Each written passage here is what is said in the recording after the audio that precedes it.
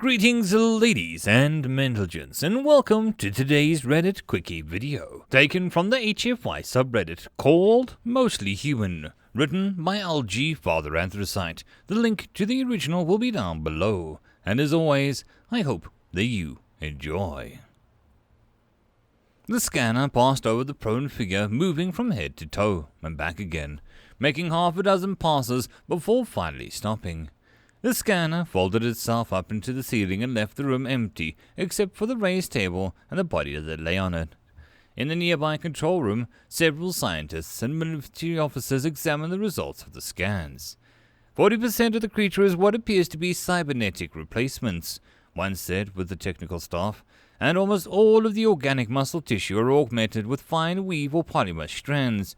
Looks like the reinforcements keep the organic and cybernetic parts from ripping each other apart.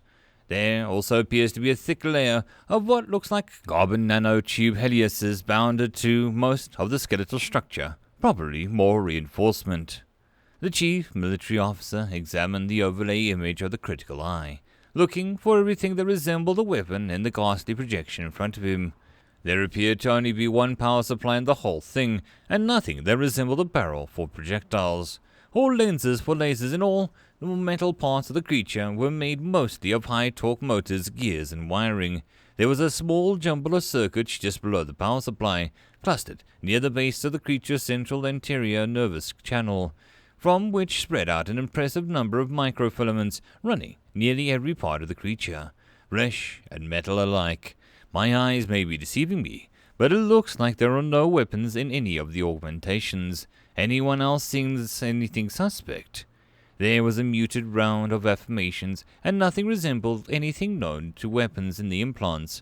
The most dangerous-looking thing that they could find was the power supply, which was apparently some sort of small radioisotope barely giving off any radiation, but it was definitely something to keep an eye on. Several of the small devices were littered throughout the rest of the organic portion of the creature. Any idea what these other things are? The officer asked, pointing at several small icons on the projection. Another of the techs highlighted and enlarged the device, and after a couple minutes, highlighted each turn and stated its suspected function. This is a power supply in the main controller ganglia. Where he said this, he began brighter than the others, and they faded. One another glowed softly. This appears to be a chemical filter for the thing's cardiopulmonary system. It faded, and again and another glowed. Ocular enhancement for only one eye, and this appears to be some sort of nutritional augmentation. It's linked to what passes for this one's digestive system, which, by the way, if these readings are correct, is probably the most dangerous thing on the table in there, besides the creature itself. I want to go groom in soap sand just looking at it. He shivered slightly. Wake it up and start running through the Galactic Standard Language Catalog, see if it responds to anything, and collect the process any verbal comm. Start building up a language profile, said the officer. Do we know what it eats? It looks like a predator species. The tech furthest from the main display looked up at an instruments. It's an omnivore. What? There was a surprised silence. There are traces of carbonized muscle tissue as well as plant matter in its digestive organs, she replied. That's impossible. Plant and meat are broken down by entirely different regions. How can they eat both? Asked the lead tech. The large liquid-filled organ in the center. She pointed to an irregular blob in the center as the creature with tubes leading away from it in top and bottom, which began to glow softly. That is filled with hydrochloric acid. It renders all plant and animal nutrients into a slurry that gets absorbed through the long piles of tubing in the thorax cavity. They have a ridiculous amount of surface area. This thing's epidermis is bigger than the inside than it is on the outside. Drinks acid to break down food. Mayrak weeps, said one of the low-rank officers. Not exactly. It produces it internally at a very high concentration, too. Its digestive sac is only 4 days old. It keeps recycling it, the female tech said. Are you telling me that it secretes a controlled substance? Said the chief officer. More like 8, she said. What? It produces a variety of chemicals that will kill most of the species of the Galactic Senate. There's an enzyme here that specifically targets sugar molecules and tears them apart.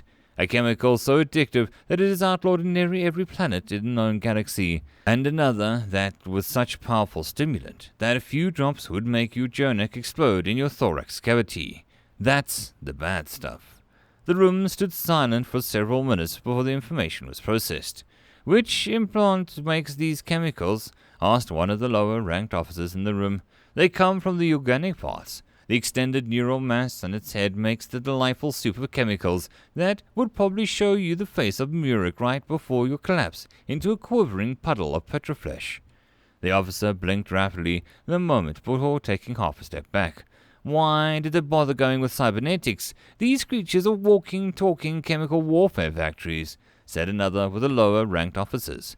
Well, it's awake and you can probably ask it soon. All eyes turned to the monitor and showed the examination room. The creature sat on the edge of the table. 2 months later. Let me get this straight. You're not a predator. I am. I'm just not an apex predator. There's all kinds of stuff that would eat human if it could catch us. Still happens every now and then. Some bear or lion gets lucky and finds a chance. Takes out a human, said Tim. He had spent the last several weeks training with the translator program to deal with some of the strange idiosyncrasies of American English. Then why do you also eat vegetable matter? The alien asked. He looked into the large black eyes, and it looked like a lizard man from one of these old D&D books. We evolved from foragers and predators, so we have a mixed diet, he guessed. Tim was a B- student, only majored in business, not biology. He kept telling him that it was the wrong guy to ask. He finally started answering questions after telling them that he would probably get some details wrong. What purpose do your enhancements serve? It asked. Tim looked at the mechanical forearm resting on the table in front of him. He flicked the fingers self-consciously. I had an accident. I was hit with a car, and part of my body was mangled, so they replaced them. I got some upgrades afterwards, since it seemed like the way to turn misfortune into opportunity. I had my bones and muscles enhanced and got stronger replacement limbs, so that I could perform better than an unenhanced human. I thought it might come in handy in an emergency. Saved the day once or twice with it, so it worked out well. You were hit by a vehicle. How fast was it going? I don't know, maybe 40 miles per hour tops. You did not die? I spent 5 months in hospital, and I had nearly half my body replaced. Well, it was a bad accident. Amongst my kind, a collision at 30 miles per hour would kill even our strongest fighters.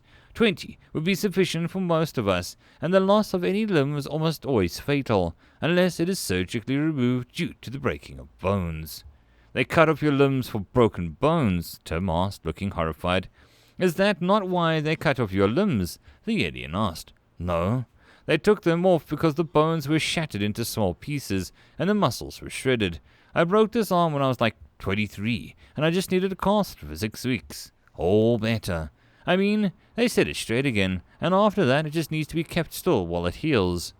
Tim held up his flesh-clad arm. The alien looked dismayed by this. At least, that's what Tim thought. Its mouth was slightly ajar, and he could hear the sort of subvocal gargle that possessed the new information. You're not a warrior, it asked him, and he thought for the 1000th time. He waved his cybernetic arm and said, I am, for the last time, a very ordinary and mostly human. He waved his cybernetic arm and said, I am, for the last time, a very ordinary and mostly human.